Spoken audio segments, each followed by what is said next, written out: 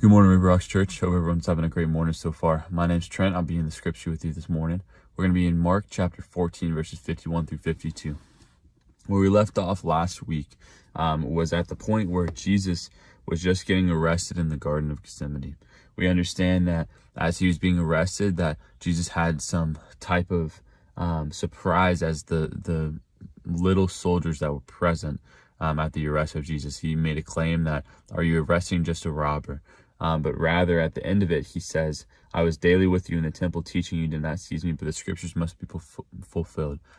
Talking about the fact that Jesus willingly gave himself up to these soldiers, knowing good and well that in any moment he could have snapped his fingers and he would have been free from the soldiers. But to fulfill the scriptures, it had to follow through the way that it planned, meaning the soldiers had to take Christ. The soldiers had to take Christ, the disciples fled.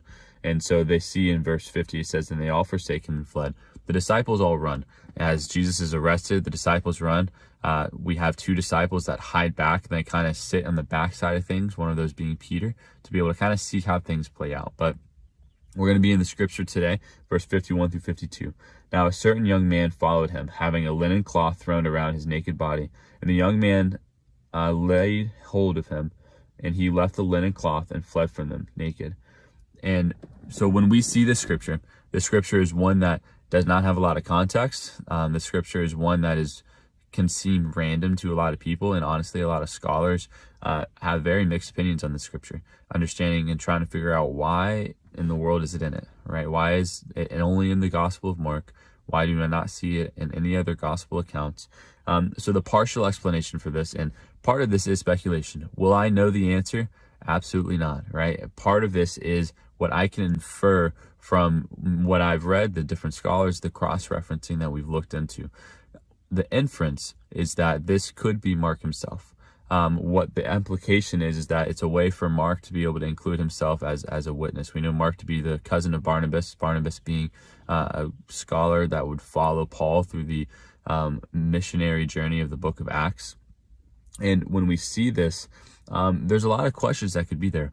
Why is it that he fled in the way that he did? First and foremost, in this circumstance, if this is Mark, what they believed is that when they celebrated the Passover dinner, the Last Supper, it would be at the house of Mark, meaning that when the soldiers would first come to try to arrest Jesus, they're going to go where Judas last saw Jesus. Judas last saw Jesus at the Passover dinner, meaning if it was at Mark's house, at Mark's home. So when they get there, they're not going to see Jesus. Why? Because Jesus is in the Garden of Gethsemane, so they're going to have to track him down. But when they get there, if Mark is present in his home, he would flee. If he was asleep in this moment, then he would flee in whatever circumstance he was in, running away. And so when we see, it says, "A certain young man followed him, having a linen cloth thrown around his naked body, and young men laid hold of him, and he left the linen cloth and fled from them naked." He was a follower of Christ nonetheless. Whether it was Mark or whether it was another individual, it was a follower of Christ, fearful at what was happening to the person he followed. Many times when we walk our daily life, we go to this extreme of being followers of Christ. We all claim to be, and if we don't, then we should be. We should follow Jesus Christ. But do we follow in a way to where when we see a concern or when we see somebody defaming the name of Christ, are we fearful? Do we do something about it? Or rather, do we flee away?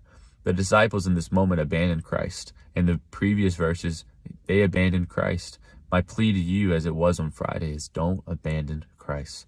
When he needs you to defend his honor, 1 Peter 3:15, be always present and ready to defend the faith for fear. What does that mean? It means you should be ready to give an account for the hope that you have in Jesus Christ. That's what we are called to do. Why? Because there's many lost people walking this world that need to hear why you walk differently when you walk in the exact same destructive world that they do.